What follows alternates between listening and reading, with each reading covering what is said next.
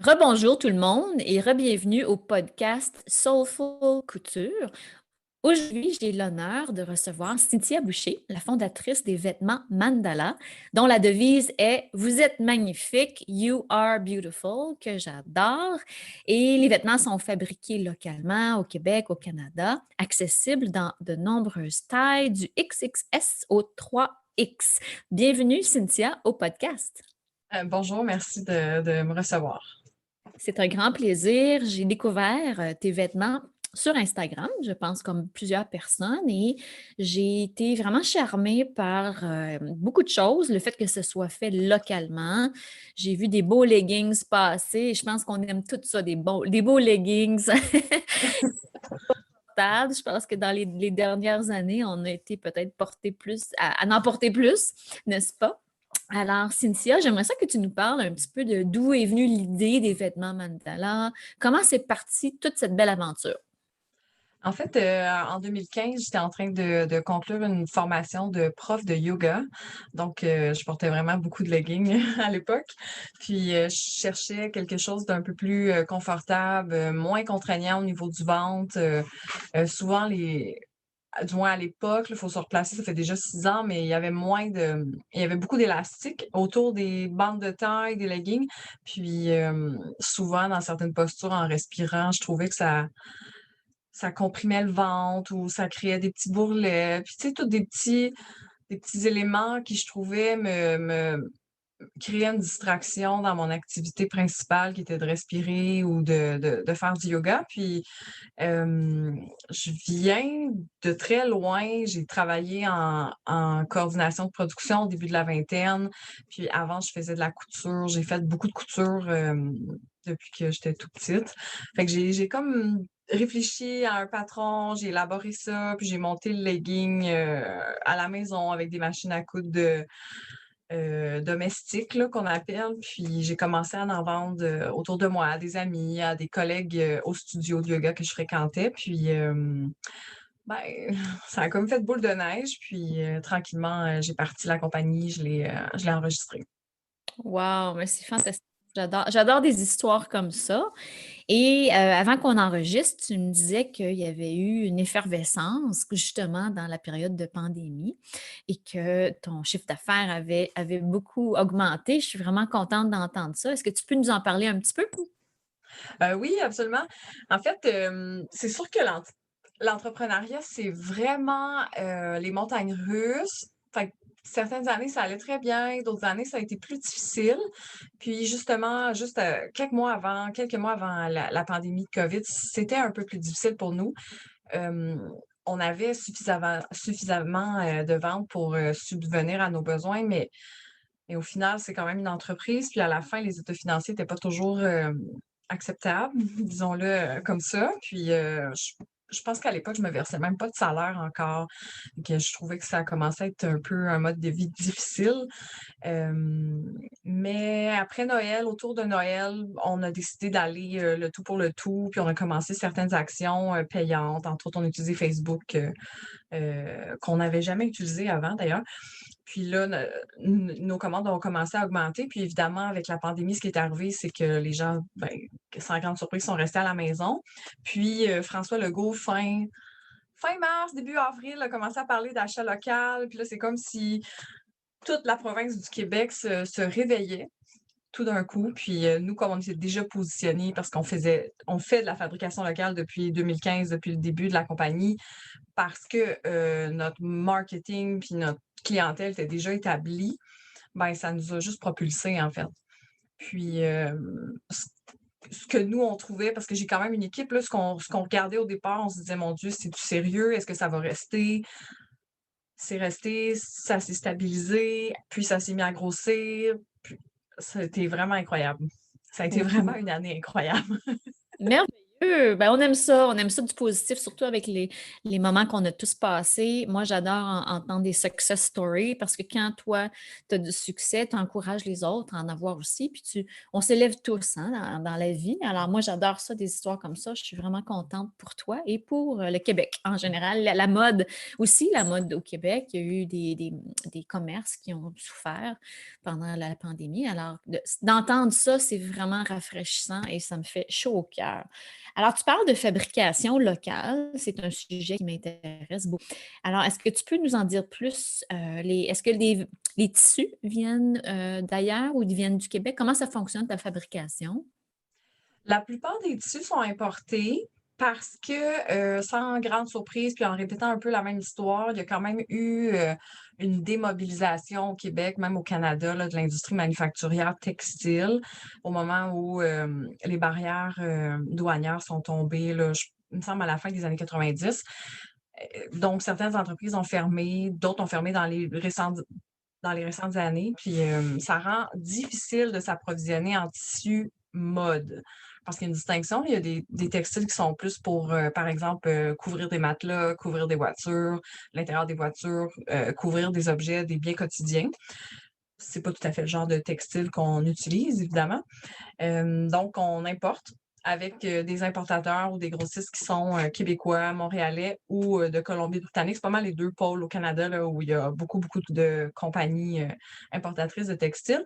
Puis, cette année, en 2021, on a commencé à développer des tissus fabriqués au Québec. On a retrouvé des petits lots, des personnes qui essaient quand même de porter le flambeau. Puis, on vient tout juste de sortir, en fait, une petite collection, là, avec un tissu qui est fait à partir d'un fil de coton et de bambou, de rayons de bambou. C'est tricoté, puis c'est fait au Québec. Merveilleux, super ça. Et qu'est-ce que tu dirais qui est votre vêtement fort? Est-ce que c'est le legging? J'ai vu que vous avez aussi d'autres pièces, si on veut, des vêtements, même des robes. Qu'est-ce qui est votre vêtement fort? C'est sûr que le legging, c'est l'item avec lequel on a débuté nos activités commerciales rapidement. C'est pas mal devenu emblématique. Je crois que en fait, toutes catégories confondues, c'est l'item qu'on vend le plus. Après, il y a des déclinaisons de motifs. Puis, on s'est remis à en faire uni. Ça aussi, ça fonctionne assez bien. Après, ça dépend de l'utilisation que les gens en font, que ce soit pour le yoga, le pilates, pour des vêtements détente à l'intérieur ou bien prendre une marche, par exemple, ce qu'on a beaucoup fait dans la dernière année. Ça serait le legging, suivi de, on élabore souvent des vêtements qui sont, avec des encolures hautes, par exemple, sans être trop contraignantes au niveau du cou pour, les activités comme le yoga, justement, où on se penche, puis on veut pas nécessairement que notre décolleté soit trop plongeant. L'été, on a les combinaisons qui fonctionnent vraiment, vraiment, vraiment très bien aussi, là. Mmh, fantastique, fantastique. Et selon toi, c'est une question que je pose à tous mes invités sur ce podcast. Où s'en va l'industrie de la mode? Donc, je pense elle est à la croisée des chemins. On parle de plus encourager une mode écologique, consciente, locale. Et selon toi, où est-ce qu'on en est rendu avec tout ça? C'est vraiment une, très, très, très, très, très, très, très grande et très large question. Puis il y a une distinction à faire entre où vêtements mandala s'en va, ou la mode locale consciente, souvent on dit souvent conscious fashion en anglais là, s'en va, puis la mode en général. Ce que moi j'ai lu, dans les dernières années, c'est qu'il y a pas de diminution de consommation de vêtements, globalement là, au niveau mondial. Fait que la mode continue de se perpétuer telle qu'elle a été depuis une bonne vingtaine d'années là, donc avec surproduction, surconsommation. Après, effectivement, il y a une catégorie de clients, de clientes, qui commencent à être, vraiment plus, conscientes puis et responsables de leurs choix. Puis cette catégorie-là, c'est souvent celle-là qui est intéressée à la fabrication locale, qui voit un plus, qui cherche des vêtements de qualité, qui cherche des coupes différentes aussi. Que, j'espère et je vois plus de compagnies comme la mienne émerger. Je suis pas la première, mais je suis comme un petit peu à l'avant du train, là. En 2015, il y en avait pas tant. Puis, je pense que c'est une bonne nouvelle, là. Oui, oui, oui, absolument. Et une autre chose que j'ai remarquée qui est ben, pas frappante, mais qui est merveilleuse dans votre entreprise, c'est le mouvement de positivité corporelle. Donc, il faut vraiment donner l'accès à tout le monde. Vos vêtements sont accessibles pour toutes les tailles. Et selon toi, où est-ce qu'on en est rendu avec ça? Est-ce qu'il y a encore du chemin à faire? Il y a vraiment beaucoup de chemin à faire. Ça, c'est impitoyable. Dans le sens où, je me rappelle pas les pourcentages. Je sais qu'aux États-Unis, je pense que c'est quelque chose comme 40 ou 46% de la population qui porte des vêtements de plus de 14 ans. De 14 ans la taille, là, c'est beaucoup. Puis pourtant, il y a pas autant de choix sur le marché que la quantité de personnes qui en portent. J'ai écouté quelques podcasts aussi au sujet de la diversité des formes. Donc, pas juste des tailles, là, mais littéralement des formes du corps.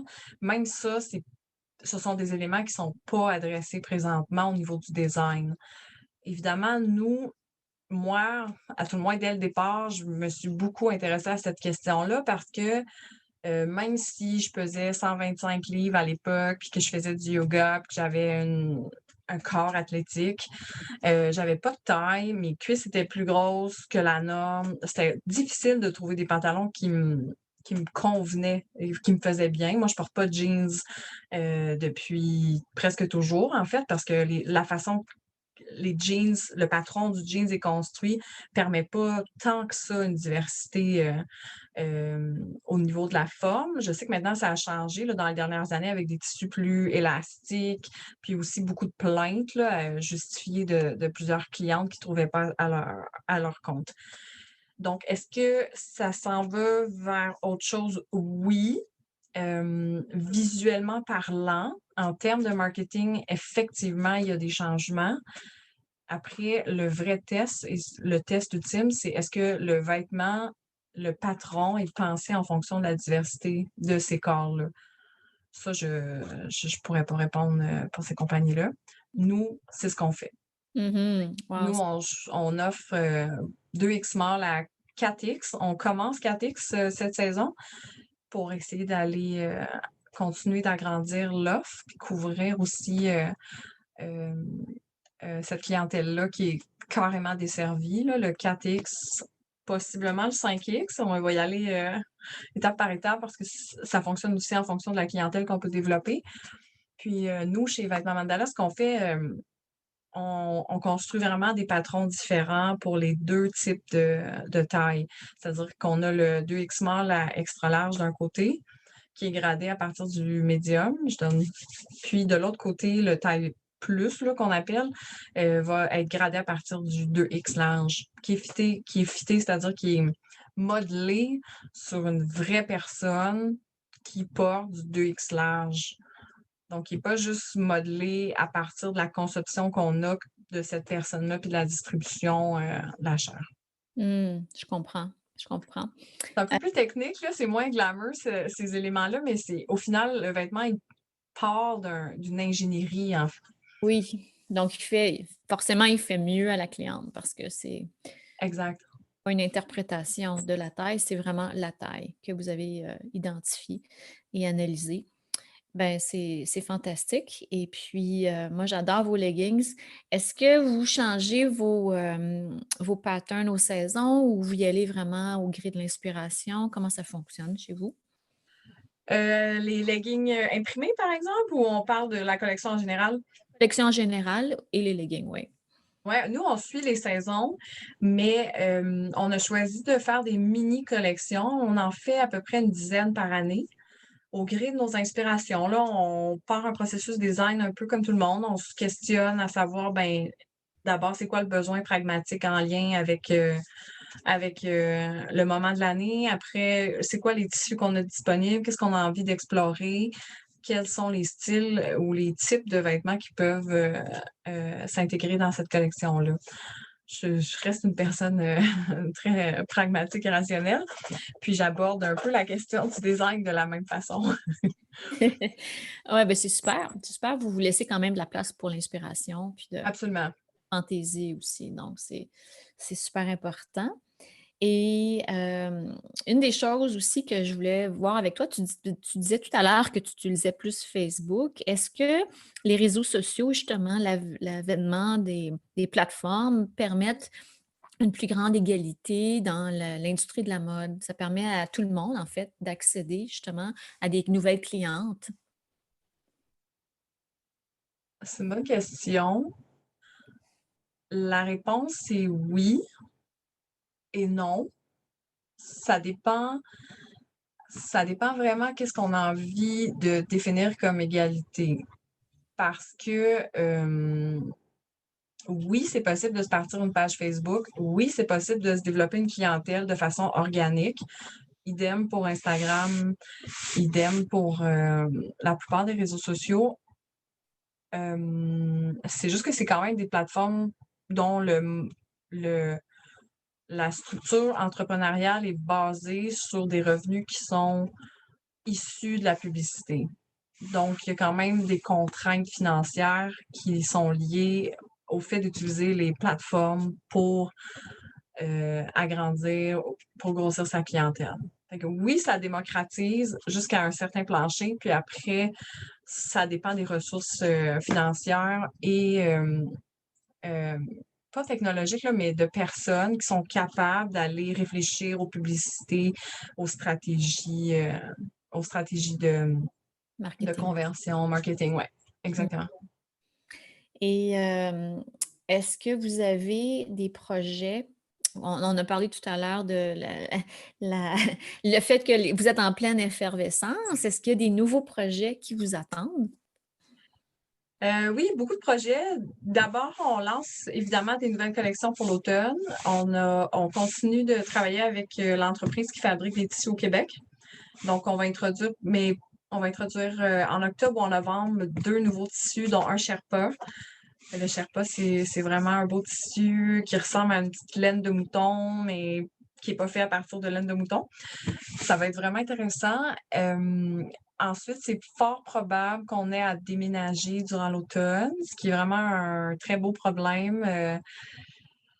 On est un petit peu à l'étroit présentement ici. Nous, on reçoit les clientes on a un espace boutique, on reçoit les clientes, puis tu sais, ça commence à être serré même pour recevoir les clientes. Fait on va être très heureux de déménager dans un nouveau local dont nous sommes toujours à la recherche.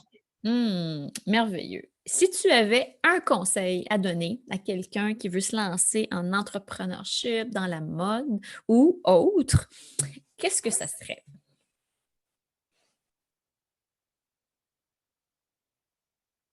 Persévère. C'est bon, ça. Mais ça, c'est applicable dans toutes les sphères de la vie. Oui, puis Persévérance. ouais, c'est compliqué parce que s'il faut persévérer, mais il faut savoir s'arrêter. Mais des fois, il faut comme se donner le dernier souffle. Je me rappelle plus comment on dit cette expression-là, mais tu sais, comme nous, on pensait fermer. Je veux dire, j'étais sincèrement en train d'analyser les chiffres, puis j'arrivais pas à avoir d'autres options possibles. Mais quelqu'un m'a convaincu, m'a fait voir que c'était possible d'en donner un peu plus encore. C'est ce petit plus encore qui a fait la différence au final. C'est pour ça que Mm. la persévérance, c'est important. Ouais, ouais. Ben, moi, dans mon expérience personnelle, souvent, la lumière vient juste après le moment de. Il y a une expression ou il y a une citation là, qui dit que la lumière vient après un moment de noirceur, le plus grand moment de noirceur. Puis je pense Ouais. on est testé, l'univers nous teste pour voir si on va vraiment, on veut vraiment réussir, là. Est-ce qu'ils vont, est-ce qu'ils vont baisser les bras? Est-ce qu'elle va baisser les bras ou est-ce qu'elle va faire confiance? Puis souvent, en tout cas, dans mon expérience personnelle, puis je pense que dans d'autres aussi, c'est que la lumière vient juste après le moment le plus noir. Ouais, mais je suis d'accord. Le faire confiance aussi avec le travail là, qui vient avec, mais faire confiance, je pense que c'est effectivement comme un mantra que tu dois te répéter souvent, j'ai confiance, j'ai confiance. Puis effectivement, la lumière arrive après. Un test, on est testé, on est tout le temps testé par l'univers, la source divine qui veut valider notre engagement. Ça, je le sais. Alors là, je vais te poser des petites questions rapides, juste pour le plaisir, pour apprendre à te connaître toi. Est-ce que tu préfères le thé ou le café? J'adore le café. Café, J'adore l'odeur, le goût. Je le bois noir. J'aime le café. super.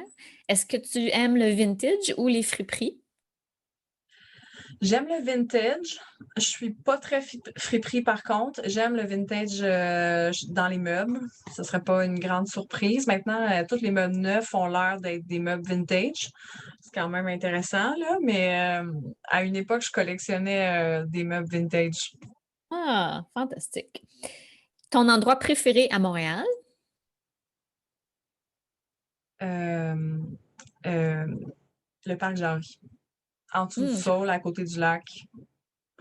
wow, c'est très précis. Je sentais que tu allais me parler d'un parc, je ne sais pas pourquoi. Ta couleur préférée? Vert.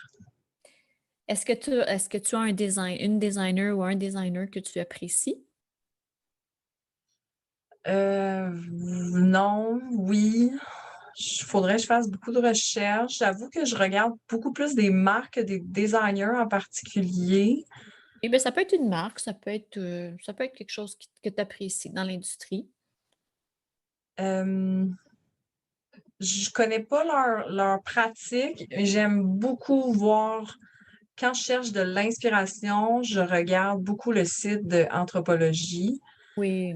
Leurs boutiques sont fantastiques. Moins à Montréal, mais à Toronto, j'ai capoté. C'est vraiment, ils ont une belle équipe créative. Leur pratique de travail, j'en ai aucune idée. Là. Tu sais, je pourrais pas me prononcer sur la compagnie, mais l'effort qui est mis là-dedans, c'est quelque chose que j'apprécie énormément. Je te comprends parce que c'est un de mes. J'aime beaucoup rentrer là. Encore une fois, moi aussi, pour l'inspiration, le feeling qui se dégage de ce magasin-là. C'est vraiment très, très beau. Ta saison préférée? Le printemps. Hmm. Est-ce que tu aimes vraiment faire des mandalas? J'aime faire des mandalas. J'en ai fait un. J'en ai un de tatoué sur la jambe, mais c'est pas une pratique que j'ai de dessiner des mandalas. Mais je crois que c'est effectivement une pratique qui est importante pour certaines personnes. C'est vraiment, ben, je pense que j'apprends rien, là. C'est vraiment une technique pour concentrer le mental. Moi, j'utilise d'autres techniques, mais celle-là est intéressante, là. Oui, oui, ben moi j'en ai fait dans mes vacances au printemps, puis j'ai adoré ça. J'ai pas, oui, en fait j'ai créé des mandalas puis je les ai coloriés. Et Oui, j'ai beaucoup beaucoup aimé. C'est apaisant pour l'esprit, pour l'âme. Alors, je voulais juste voir avec toi, mais tu en as un de tatoué. Alors, ça répond à la oui, question. oui, c'est un rappel continu c'est un rappel du début de l'entreprise. C'est un rappel de pourquoi ma pratique de yoga, pourquoi la pratique de l'entrepreneuriat, pourquoi ces vêtements-là, pourquoi c'est important de changer notre perception de notre corps. C'est vraiment à ça à quoi il me sert sur ma jambe. J'adore, j'adore. Ben, merci infiniment, Cynthia. C'était un grand plaisir de jaser avec toi. Je te souhaite un énorme succès. Je te souhaite un déménagement florissant et merveilleux. Et on a bien hâte de te suivre et de continuer de te suivre et de suivre l'évolution de ton entreprise. Merci Isabelle, ça me fait plaisir. Au revoir tout le monde. Merci de votre écoute.